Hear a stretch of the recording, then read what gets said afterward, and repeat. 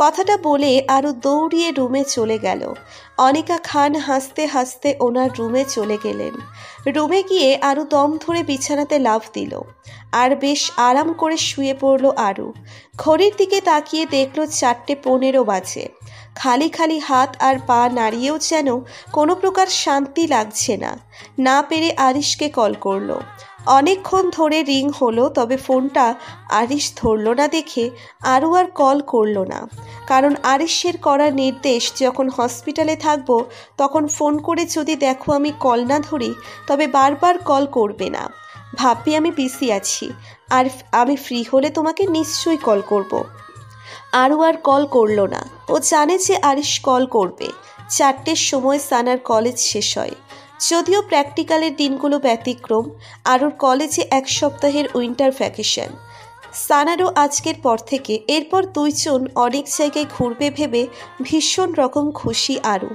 সানার কাছে কল করলো, রিং হচ্ছে, তবে সানাও ধরছে না।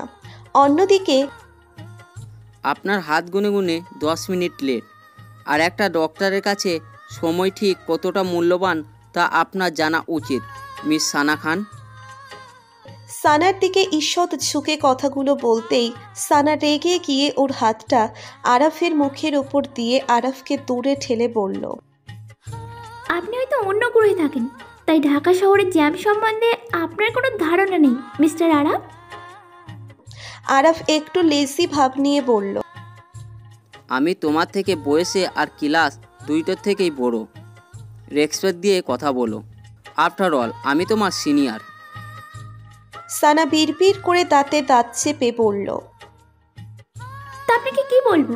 আপনি বলেন, চাচা, মামা, নাকি খালার জামাই, খালু, কোনটা? সানার মুখের কথা কেড়ে নিয়ে আরাফ বলল, ধুর পাগলি, এসব কে বলে? কল মি জানা। ইভেন্ট আমার নাকি নিয়মও জানে না। সানা অবাক না হয়ে পারল না। লম্বা আর টানা সুরে বলল, জান, হোয়াট? Like seriously? আরাফ বুকের ডান দিকে হাত দিয়ে বলল, উফ, ডাকটা বুকে এসে লাগলো। সানা ভ্রু কুচকে বলল, ফ্ল্যাট করছেন আমার সাথে? আর মানুষের হার্ট কি ডান দিকে থাকে নাকি? আরাফ প্রতি উত্তরে কিছু বলতে যাবে তখনই আবার আরও কল করলো। সানা আবার চেয়ে কেটে দিতে যাবে কলটা, তখন আরাফ বলল, কাটছো কেন কলটা? ভাবি যে তুমি কথা বলতে না চাইলে দাও আমি কথা বলি।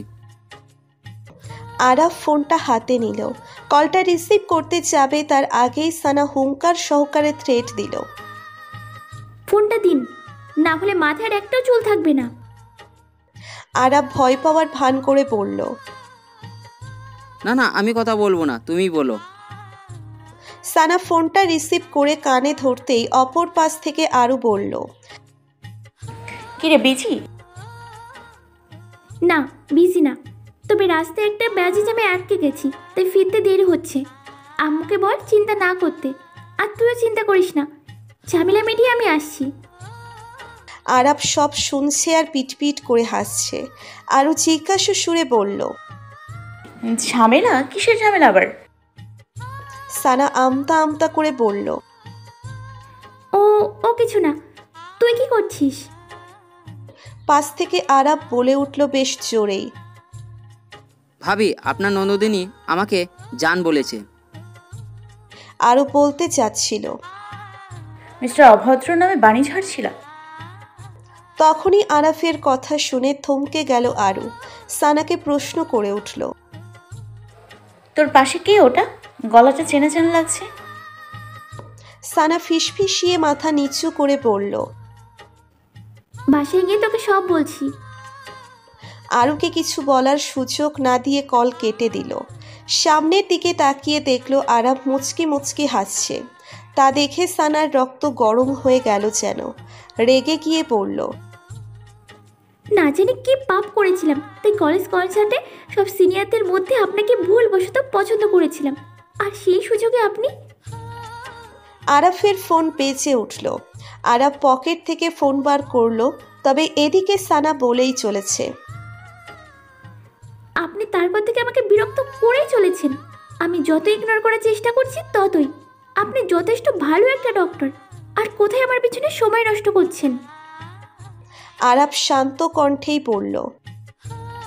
বলা শেষ, আমি কি কলটা ধরতে পারি? সানা এবার রেগে গিয়ে আরাফের হাত থেকে ফোনটা কেড়ে নিয়ে ধম করে টেবিলে রেখে বলল, প্লিজ লিভ মি। কথাটা বলে একটা দীর্ঘশ্বাস নিল। ততক্ষণে কলটা কেটে গেছে। আরাফ হাত বাড়িয়ে ফোনটা নিতে গেলেই সানার সাথে চোখাচোখি হলো। ফোনটা আবার বেঁচে উঠতেই সানার ফোনের দিকে নজর গেল। ফোনের স্ক্রিনে রূপসা নামটা ভাসছে। সানা কিছু না বলে রেগে গিয়ে ওখান থেকে উঠে বেরিয়ে গেল। সানা চলে যেতেই আরাফ ফোনটা ধরল। ভাইয়া তুই তাড়াতাড়ি আয়, আম্মু অসুস্থ, নিঃশ্বাস থেমে থেমে যাচ্ছে, হাত পাও অবশ হয়ে যাচ্ছে, আমি আম্মুকে নিয়ে হসপিটাল যাচ্ছি। আরাফের হাত পা শীতল হয়ে এলো। এই পৃথিবীতে আপন বলতে ওর মা আর ওর বোন রূপ।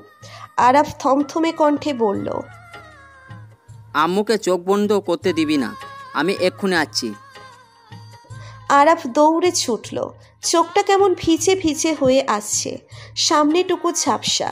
সিঁড়ি দিয়ে নামতে নামতে ধাক্কা লেগে একজন পড়ে গেল, তা অনুভব করল ও। ভেজা আর ঘোলা চোখে সানা সিঁড়িতে বসে পড়েছে দখল। ব্যস্ততায় শুধু সরি বলে দৌড়ে ছুটল আরাফ। এদিকে আরাফের এমন ব্যবহারে সানার রাগটা মাত্রাতিরিক্ত হলো, আর পাটা মচকে গেছে, তাতে পাটা কনকনে করে উঠল। রাত 11:30। রুম ছুড়ে পায়চারি করছে আরও। আরিশ ফেরেনি এখনও, আর তারপর না ওকে কল ব্যাক করেছে। অনিকা খান আরিশ আর আরও দুজনের খাবারই ঘরে রেখে গেছেন, কারণ আরও আরিশকে রেখে যাবে না। পায়চারি করতে করতেও পাটা ব্যথা হয়ে গেল আরুর। বিরক্ত হয়ে ব্যালকনিতে গেল একবার। আজকে অনেক ঠান্ডা বাইরে, কুয়াশায় কিছু দেখাও যাচ্ছে না ঠিকঠাক। নতুন বছর শেষের পথে।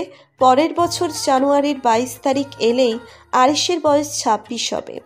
আর এবার আরিশকে আরও সারপ্রাইজ দিতে চাই, যেমনটা প্রত্যেক বছর আরিশ আরুকে দেয়। পায়ে মোজাও পড়েছে আরিশের ভয়ে, গায়ে সোয়েটার, মাথায় টুপি, আর শীতকালে প্লাজো পরাটাও আরিশের ভয়ে বন্ধ আছে। কিন্তু সবই ঠিক আছে। আরিশ বাসায় ফিরছে না, আবার কলও করছে না দেখে চিন্তা হচ্ছে ওর। নিচের ড্রয়িং রুমে অনিকা খান বসে বসে আরিশের জন্য অপেক্ষা করছেন। সানা আরুকে সব বলেছে, তবে ও পায়ে ব্যথা পেয়েছে বলে আরুও আর বেশি কিছু জানতে চায়নি। আরু রুমে এসে এবার ব্ল্যাঙ্কেটের মধ্যে ঢুকে পড়ল। ফোনটা ধরতেও ইচ্ছে করছে না। দরজার দিকে এক দৃষ্টিতে তাকিয়ে আছে ও। গুনে গুনে আরও 5 মিনিট পর হঠাৎই আরিশ দরজা খুলে রুমের ভিতর ঢুকলো। আরও গাল ফুলিয়ে বসে আছে। আরুকে এভাবে বসে ওর জন্য অপেক্ষা করতে দেখে আরিশ বলল, কি ব্যাপার মিসেস টুইটাই, আমার জন্য অপেক্ষা করছিলেন নাকি? আপনার কটন ক্যান্ডিনের জন্য কোনটা? আরও বিছানা থেকে নেমে আরিশের কাছে গিয়ে দাঁড়িয়ে কোমরে হাত দিয়ে জিজ্ঞেস করলো, এত দেরি হলো কেন? আর ফোন করেননি কেন? আরুর এমন ব্যবহারে আরিশ অবাক হলো আর সন্দেহের সুরে বলল, কি ব্যাপার আজ এমন হাউসওয়াইফের মতো জিজ্ঞাসা করছো যে? আরও গম্ভীর সুরে বলল, যা জিজ্ঞাসা করেছি বলুন। আরিশ আরুর দিকে এগিয়ে বলল, এমার্জেন্সি অপারেশন পড়ে গিয়েছিল তাই, আর কল করার সময় হয়নি, ওই জন্য দেরি হয়েছে। আরও আর বেশি কিছু জিজ্ঞাসা না করে বলল, নেক্সট টাইম কল করে বলে দেবেন আগে থেকে। আরিশ মুচকি হেসে বলল, কেন চিন্তা হয় বুঝি? আরও আরিশের দিকে দুষ্টুমি চাহনিতে তাকিয়ে বলল, বইয়ে গেছে আপনার জন্য অপেক্ষা করতে। শাশুড়ি আম্মু চিন্তা করে, আমি তো তাই বললাম। আরিশ মুচকি হেসে আরুর পিছন পিছন হাঁটতে লাগলো। আরও রুমের এপাশ থেকে ওপাশ যাচ্ছে, আর আরিশও পিছন পিছন যাচ্ছে দেখে আরও ভ্রুকুচকে বলল, কি হলো? আজ এমন এমন ব্যবহার যে তাই আর কি। আমার প্রেমে টেমে পড়ে যাওনি তো আবার? যদিও প্রেমে পড়ারই কথা, আমার মতো একজনকে দেখে আপনার মাথা ঠিক থাকার কথা নয়। আরও আরিশের পিঠে কিল মেরে বলল, আমি হাউস ওয়াইফের মতো দায়িত্ব পালন করেছি, আর কিছুই না। আর আপনার উপর প্রেমে পড়তে আমার বইয়েই গেছে। দুনিয়াতে ছেলের অভাব আছে? আরিশ আরুর হাতটা ঘুরিয়ে আরুকে ওর বুকের সাথে মিশিয়ে বলল, কিন্তু এই দুনিয়ায় সবাই তো আর আরু পাখির মিস্টার অভদ্র ওরফে আবরার আরিশ খান নয়। আরও আরিশের চোখের দিকে তাকিয়ে রইল অপলক। এই একটা লাইন ওর জীবনের অনেকটা অস্তিত্ব বহন করে। আরুর মুখে হাসি ফুটে উঠল। আরিশ আরুকে ছেড়ে দিয়ে বাইরে গেল। তারপর হাতে করে যখন রুমে ঢুকলো, তখন হাতে একটা চকলেটের বক্স আর অনেকগুলো কটন ক্যান্ডি। আরও অবাক হলো না, কারণ ও জানতো যে ও আরিশের কাছে চেয়েছে মানে আরিশ তা আনবে। কটন ক্যান্ডি আরুর হাতে দিয়ে বলল, ভেবেছিলাম সন্ধ্যায় ফেরার পথে কিনবো, কিন্তু অপারেশন শেষ করতে করতে 10টা বেজে গেল। আর জানো তো এত রাতে দোকান খোলা থাকে না, তাই গুলশানের একটা বাড়িতে আমি ওরকম কটন ক্যান্ডি বানাই শুনেছি, তাদের কাছ থেকে কিনে আনলাম। আর আইসক্রিমটা পার্লার থেকে আনলাম। আর তারপর জ্যাম কাটিয়ে ধানমন্ডি চলে এলাম। কটন ক্যান্ডিওয়ালাকে আমার জন্য এই শীতের রাতে ঘুম নষ্ট করে উঠতে হয়েছে, তাই ফ্রিতে 2 কথা শুনিয়ে দিল। যাই হোক, তুমি খেয়েছো? আরও কিছু বলল না। হাওয়াই মিঠাইটা বেডের ওপর রেখে গুটি গুটি পায়ে আরিশের কাছে গিয়ে আরিশকে জড়িয়ে ধরল।